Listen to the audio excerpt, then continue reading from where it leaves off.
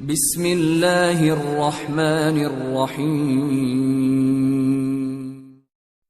رویان لمحہ بھر کے لیے خاموش رہ کر مسکراتی رہی، پھر اس نے آنے والے اس جوان کی طرف دیکھا۔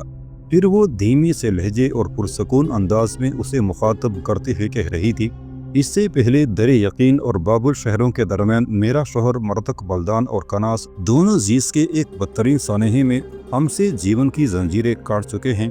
وہ ہم تینوں ماں بیٹی کو آشوریوں کے رحم و کرم پر چھوڑ کر صرف اپنی جانیں بچانے کے لیے بھاگ کھڑے ہوئے۔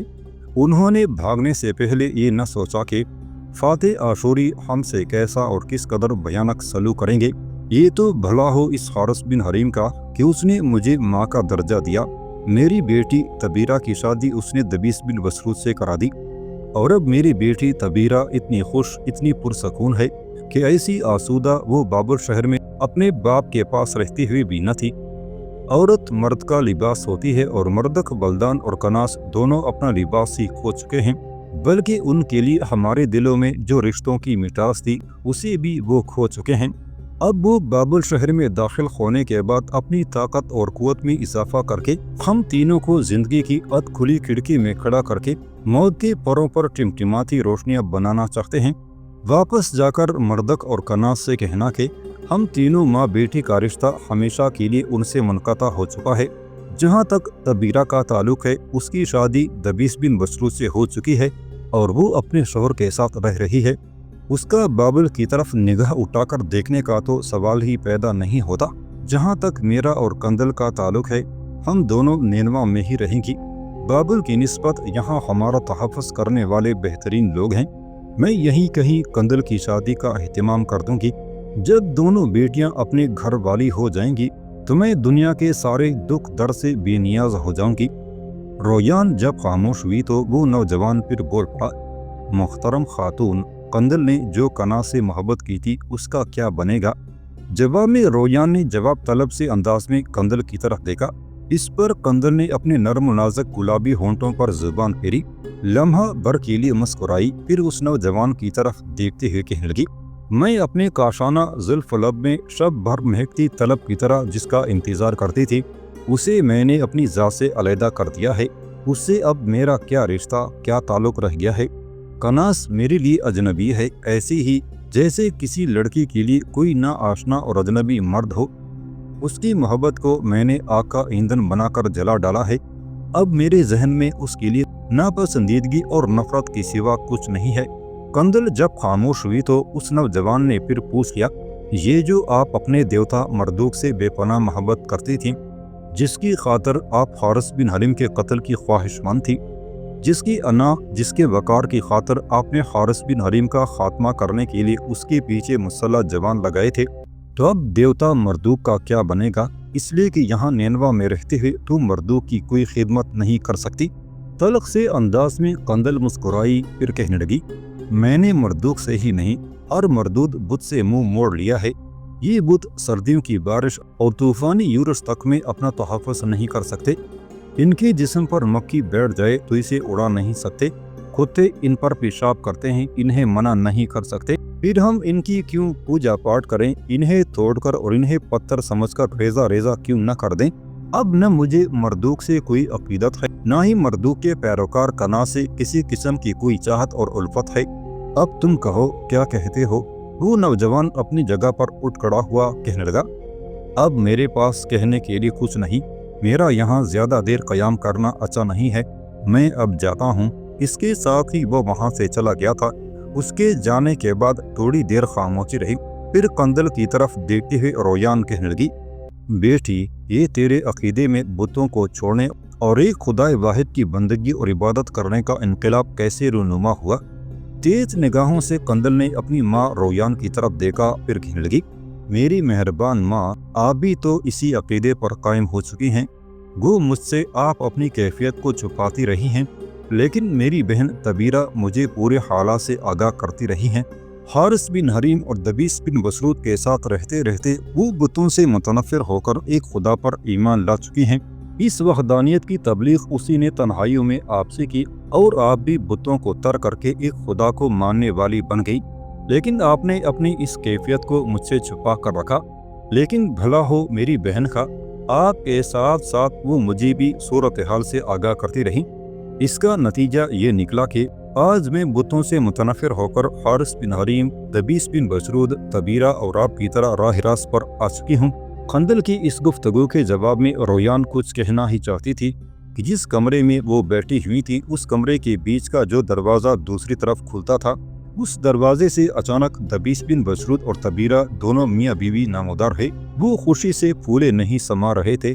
دونوں نے ایک دوسرے کی طرف دیکھا اور ایک ساتھ تالیاں بجاتے ہوئے رویان اور قندل کے قریب آ کر دبیس بن بشرود ان دونوں کی طرف دیکھتے ہوئے کہہ رہا تھا، قندل میری بہن، میں تمہیں مبارکباد دیتا ہوں کہ تم بتوں سے منہ موڑ کر ہماری طرح ایک خدائے واحد کی عقیدت مند ہو گئی ہو۔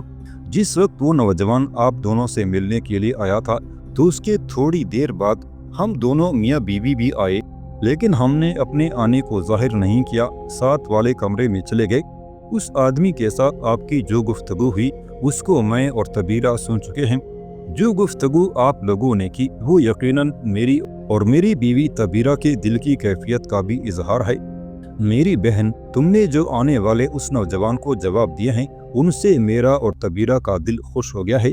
تم اگر چاہتی تو حارث بن حریم کو ساتھ لے جا کر کناز کو موقع فراہم کر سکتی تھی کہ وہ اس پر حملہ آور ہو۔ تم چاہتی تو دبیس بن بشرود کو رک جانا پڑا، اس لیے کہ مسکراتے ہوئے قندل کہنے لگی، میں کیوں چاہتی؟ وہ پھر دبیس کی طرف دیکھ کر کہنے لگی، ابن بشرود میرے بھائی، اب جب کہ آپ دونوں نے ہماری ساری گفتگو سن لی ہے تو بیٹھیے، میں ایک موضوع پر آپ سے گفتگو کرنا چاہتی ہوں۔ دبیس اور طبیرہ بیٹھ گئے۔ قندل نے دبیس کی طرف دیکھتے ہوئے پوچھ لیا، پہلے یہ بتائیں کہ آشوریوں کا لشکر بابل پر حملہ آور ہونے کے لیے کب روانہ ہوگا؟ میری بہن، میں اور طبیرہ ابھی حارث بن حریم ہی کی طرف سے آ رہے ہیں۔ لشکر کل یہاں سے کوچ کرے گا اور پہلے بابل پر حملہ آور ہوگا۔ قندل نے کچھ دیر سوچا، پھر کہنے لگی، اگر یہ بات ہے تو پھر بابل کے لشکر کے ساتھ جنگ ہوگی تو میرے خیال میں کناس انفرادی مقابلے کے لیے حارث بن حریم کو للکارے گا، اس لیے کہ اس نے کلدانیوں کے سب سے بڑے بت مردوک کے سامنے کھڑے ہو کر حارث بن حریم کو قتل کرنے کی قسم کھائی تھی، اور ایسا اب وہ صرف انفرادی مقابلہ کر کے ہی کر سکتا ہے۔ ایک اور بات جو ہم ماں بیٹی کے لیے تشویش کا باعث ہے وہ یہ کہ کل جب لشکر یہاں سے کوچ کرے گا تو ظاہر ہے طبیرہ بہن کو آپ اپنے ساتھ لے کر جانا پسند کریں گے۔ ہم دونوں ماں بیٹی اکیلی رہ جائیں گی۔ ہمارے اتالق پطرس نے بھی حارث بن حریم کے ساتھ رہائش اختیار کر لی ہے، ہو سکتا ہے وہ بھی حارث کے ساتھ یہاں سے کوچ کر جائے۔ کیا ہم دونوں ماں بیٹی یہاں اکیلی رہتے ہوئے غیر محفوظ نہ رہیں گی؟ قندل جب خاموش ہوئی تب دھیمے دھیمے لہجے میں اور ہلکی مسکراہٹ میں دبیس بن بشرود نے کہنا شروع کیا، قندل میری بہن، تمہیں فکر مند ہونے کی ضرورت نہیں ہے۔ تم دونوں ماں بیٹی یہاں اکیلی نہیں رہو گی۔ لشکر جب کل یہاں سے کوچ کرے گا تو طبیرہ کے ساتھ تم دونوں ماں بیٹی بھی لشکر میں شامل ہوگی۔ اس سلسلے میں میری اور طبیرہ کی بات حارث بن حریم سے ہو چکی ہے، بلکہ پطرس بھی پہلے کی طرح ہمارے ساتھ ہی رہے گا، اس لیے کہ یہ جنگوں کا سلسلہ طویل ہو سکتا ہے۔ ایسا نہیں ہے کہ لشکر یہاں سے کوچ کرے گا اور بابل کو زیر کرنے کے بعد لوٹ آئے گا، نہیں۔ جو لائے عمل حارث بن حریم کا سناخریب کے ساتھ طے ہوا ہے اس کے مطابق سب سے پہلے بابل شہر پر ضرب لگائی جائے گی۔ بابل کے بعد اور بہت سی قوتیں ہیں جن کے ساتھ آشوریوں نے ٹکرانا ہے، مثلاً کوہستانی زاگروس اور اس کے پار دشت علیپ میں بسنے والی کاسی قوم جو انتہائی خونخوار اور جنگجو ہے۔ اس کے کچھ لوگ تو ابھی تک خانہ بدوشانہ زندگی بسر کر رہے ہیں اور یہ اکثر و بیشتر آشوریوں کے شہروں اور قصبوں پر حملہ آور ہو کر لوٹ مار کا بازار گرم کرتے رہتے ہیں۔ اس کے علاوہ ایلامیوں کی سلطنت کو بھی سناخریب اپنا ہدف بنائے گا، اس لیے کہ ماضی میں وہ بنی اسرائیل کی مدد کے باعث سناخریب کے باپ سارگون کے حملوں سے بچ گیا تھا، لیکن اس بار ہر صورت میں سناخریب انہیں اپنے سامنے زیر کرنے کا تہیہ کیے ہوئے ہے۔ آپ کے باپ نے چونکہ آرامی خانہ بدوشوں کے علاوہ بنی اسرائیل کی سلطنت یہودیہ اور یہاں تک کہ مصر کے علاوہ ایلامیوں سے بھی آشوریوں کے خلاف مدد طلب کی تھی، لہٰذا بابل کا معرکہ بڑا ہولناک اور خوفناک ہوگا۔ اگر آشوری بابل کو زیر کرنے میں کامیاب ہو جاتے ہیں تو اس کے بعد کاسیوں اور ایلامیوں کے علاوہ بنی اسرائیل اور پھر مصر کی سلطنت کی باری آئے گی۔ اور پھر آشوری ان ساری قوتوں کو اپنے سامنے زیر کر کے اپنی طاقت اور قوت کا مظاہرہ کریں گے۔ دبیس بن بسرود کی اس گفتگو سے قندل خوش ہو گئی تھی، پھر چہکتے ہوئے کہنے لگی، اگر یہ بات ہے تو پھر ہمیں کوچ کی تیاری کرنی چاہیے۔ اگر لشکر میں یہاں سے روانہ ہونا ہے تو پھر ابھی سے ہمیں اپنی تیاری کر لینی چاہیے۔ اس پر جب دبیس بن بسرود نے گردن اسبات میں ہلائی تب قندل بول پڑی، میرے خیال میں پہلے میں اور تبیرہ دونوں بہنیں اپنی کوچ کی تیاری کرتی ہیں، پھر کھانا تیار کر کے اکٹھے بیٹھ کر کھاتے ہیں۔ دبیس بن بسرود اور رویان نے اسے اتفاق کیا۔ پھر دبیس بن بسرود رویان کے پاس بیٹھ گیا تھا۔ قندل اور تبیرہ دونوں کوچ کی تیاریاں کرنے لگے تھیں۔ اگلے روز آشوریوں کے لشکر نے نینوا شہر سے کوچ کیا۔ سناخریب نے اپنے بعد اپنے بیٹے اسارہدون نینوا شہر میں ایک لشکر کے ساتھ حفاظت کی خاطر چھوڑا۔ باقی سارے سالاروں اور سرکردہ جرنیلوں کو لے کر وہ نینوا شہر سے بابل کی طرف کوچ کر گیا تھا۔ بابل کے کلدانی بادشاہ مردک بلدان کے طلع اگر اور نقیب بھی آشوریوں کے لشکر کے گرد بھوکے گدھوں کی طرح منڈلا رہے تھے۔ جب آشوری اپنا لشکر لے کر نینوا شہر سے نکلے تو بابل میں ان کے کوچ کی خبر مردک بلدان کو ہو گئی تھی۔ آشوریوں کا مقابلہ کرنے کے لیے مردک بلدان نے بابل شہر سے باہر کھلے میدانوں کا انتخاب کیا۔ اس کی طاقت اور قوت میں خوب اضافہ ہو چکا تھا۔ اس کے لشکر میں ایلامی بھی شامل تھے۔ یہودیہ کی سلطنت کے اسرائیلی آرامی خانہ بدوشوں کے لشکری اور پھر مصر سے بھی چند دستوں پر مشتمل لشکر مردک بلدان کے لیے بابل پہنچ چکا تھا۔ اس طرح مردک بلدان کو پورا یقین اور بھروسہ تھا کہ اس بار چونکہ پہلے کی نسبت اس کی طاقت اور قوت زیادہ ہے، لہٰذا اس صورت میں آشوریوں کو شکست دینے میں کامیاب ہو جائے گا۔ دوسری طرف آشوری بھی پرسکون تھے، اس لیے کہ ان کے لشکری جانتے تھے کہ اس سے پہلے انہوں نے صرف اپنے آدھے لشکر کے ساتھ حارث بن حریم کی سرکردگی میں بابل کو فتح کر لیا تھا، اور اس بار تو ان کا پورا لشکر بابل کا رخ کیے ہوئے ہے۔ آشوری بڑی برق رفتاری سے اس شاہراہ پر سفر کر رہے تھے جو نینوا سے بابل کی طرف جاتی تھی۔ بابل سے کافی باہر مردک بلدان آشوری لشکر کی راہ روکے کھڑا ہوا تھا۔ وہ مردک بلدان سے پہلے ہی اپنے لشکر کے ساتھ وہاں خیمہ ازان ہو چکا تھا۔ یہ صورتحال دیکھتے ہوئے سناخریب نے بھی اپنے لشکر کو پڑاؤ کرنے اور خیمہ ازان ہونے کا حکم دے دیا تھا۔ صرف ایک رات دونوں لشکروں نے ایک دوسرے کے سامنے پڑاؤ کیا۔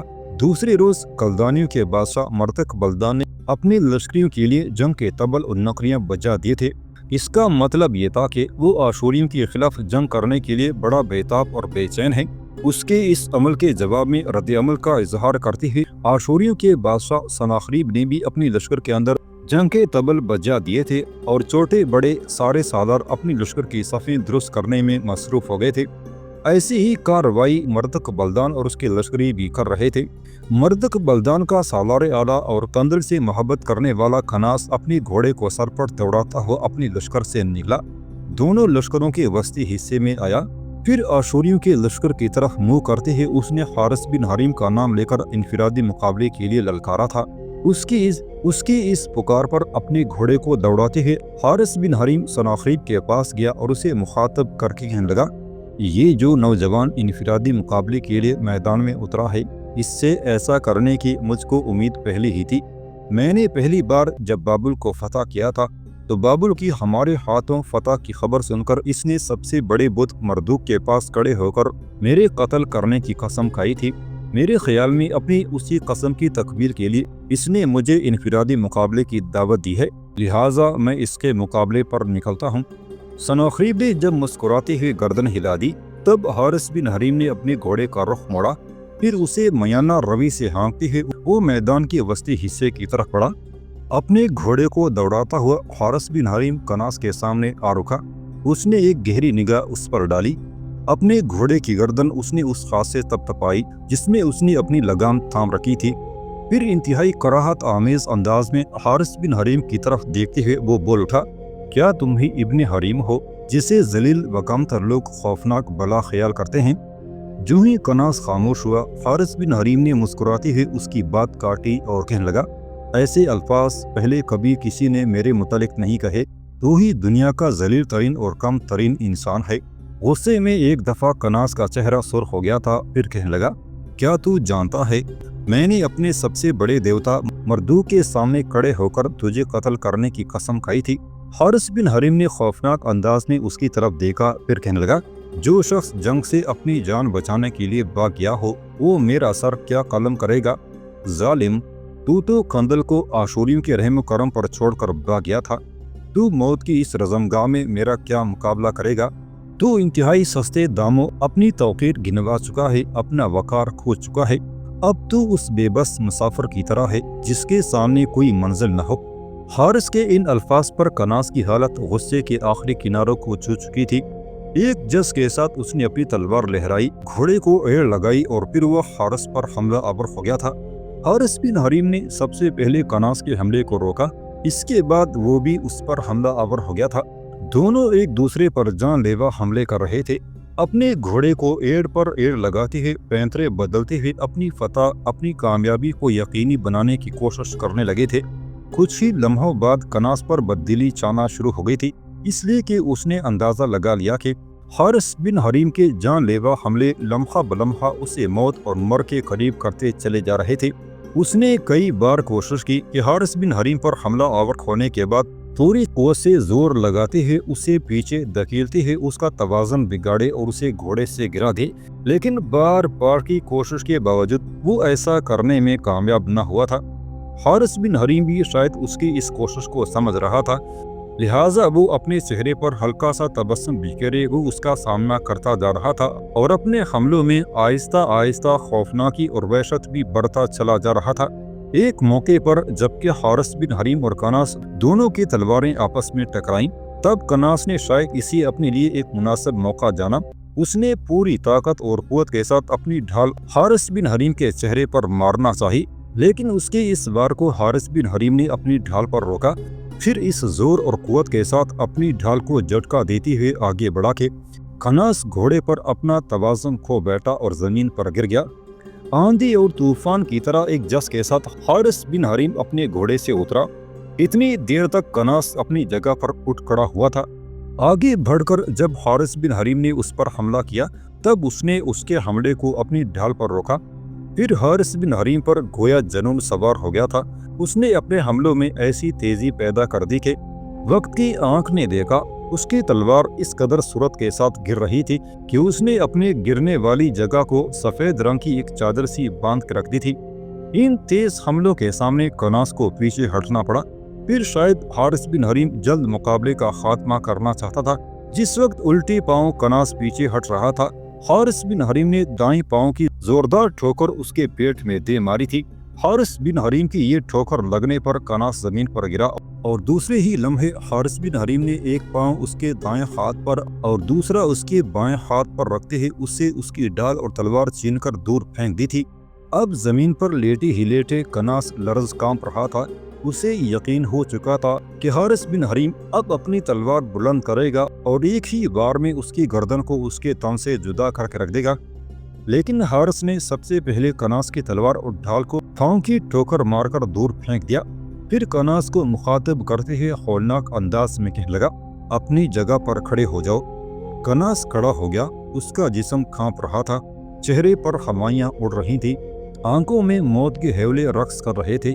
اس موقع پر حارث بن حریم نے اسے مخاطب کیا، جس وقت میں تم سے تمہاری تلوار اور ڈھال چھین چکا ہوں اور تم انتہائی بے بسی کے عالم میں زمین پر پڑے ہوئے تھے، مجھے چاہیے تو یہ تھا کہ میں اپنی تلوار بلند کر کے تیرے تن کو دو حصوں میں تقسیم کر دیتا، لیکن میں نے ایسا نہیں کیا، اس لیے کہ تیری میرے پاس ایک امانت ہے۔ ٹھیک، میں جانتا ہوں کہ قندل تمہیں چاہتی ہے، تم سے محبت کرتی ہے۔ شاید تمہیں کسی نے یہ بھی بتا دیا ہو کہ حقیقی معنوں میں نے اسے شادی نہیں کی، صرف یہ مشہور کر دیا تھا کہ وہ میری بیوی ہے تاکہ بابل کا حاکم سروق جو اسے پسند کرتا تھا وہ اس پر قبضہ نہ کرے۔ میری بیوی ہونے کے ناطے سے سروق اس پر ہاتھ نہیں ڈال سکتا تھا، حالانکہ میں نے آج تک اس کے جسم کو چھوا تک نہیں۔ وہ صرف ظاہری طور پر میری بیوی بنی ہوئی ہے، ورنہ حقیقت میں اس رشتے سے میرا اس کا دور کا بھی تعلق نہیں ہے۔ چونکہ وہ تمہاری امانت ہے، میں اس امانت کا امین ہوں اور تم اس امانت کے مالک ہو، لہٰذا امین کی حیثیت سے میں تمہیں قتل کر کے اس امانت کو در بدر نہیں کرنا چاہتا۔ گو مقابلے کے اس میدان میں تمہیں زیر کر چکا ہوں، شکست دے چکا ہوں، چاہیے تو یہ تھا کہ میں تیری گردن کاٹ دیتا، لیکن قندل کے طفیل میں تمہیں معاف کرتا ہوں۔ اپنے گھوڑے پر بیٹھو اور واپس اپنے لشکر میں چلے جاؤ۔ تمہاری تلوار اور تمہاری ڈھال اسی میدان میں پڑی رہے گی تاکہ تمہیں اور دوسرے کلدانیوں کو اس انفرادی مقابلے میں تمہاری شکست کا احساس رہے۔ جاؤ، میں تمہیں قندل کے طفیل معاف کرتا ہوں، تم جا سکتے ہو۔ اس جنگ کے بعد اگر تم زندہ رہے تو پھر کسی نہ کسی ذریعے سے رابطہ قائم کرنا، کسی آسودہ پناہگاہ کی طرف چلے جانا، وہاں میں قندل کو تمہاری طرف روانہ کر دوں گا اور اس کے ساتھ تم بہتر زندگی کی ابتدا کرنا۔ یہ بھی اپنے ذہن میں بٹھا کر رکھنا کہ اس سے پہلے میں جانتا تھا کہ تم نے اور بابل کے بادشاہ مردک بلدان نے اور شہر میں ننار دیوتا کے ایک مندر کے تہہ خانے میں پناہ لے رکھی تھی۔ میں چاہتا تو وہاں پر حملہ آور ہو کر تم دونوں کو گرفتار کر کے اپنے بادشاہ سارگون کے سامنے پیش کرتے ہوئے اپنے لیے مراعات حاصل کر سکتا تھا، لیکن میں نے ایسا نہیں کیا۔ میں نے کئی بار کوشش کی کہ قندل کو بھیج دوں، لیکن قندل نے اپنی ماں کی موجودگی میں وہاں جانے سے انکار کر دیا۔ بہرحال میں بات کو طول نہیں دینا چاہتا۔ دونوں لشکر آپس میں ٹکرانے کے لیے بے چین اور بے تاب ہو رہے ہیں۔ ان لوگوں کو یہ تو خبر ہو چکی ہے کہ تو میرے ہاتھوں زیر ہو گیا ہے۔ اپنے گھوڑے پر بیٹھ اور واپس چلا جا، میں تجھے معاف کرتا ہوں۔ حارث بن حریم کی اس ساری گفتگو سے کناس دنگ رہ گیا تھا۔ اس کے معاف کرنے کو اس نے غنیمت جانا، اپنے گھوڑے پر ہو بیٹھا، گھوڑے کو اس نے موڑا۔ اس موقع پر حارث بن حریم بھی اپنے گھوڑے کی طرف بڑھا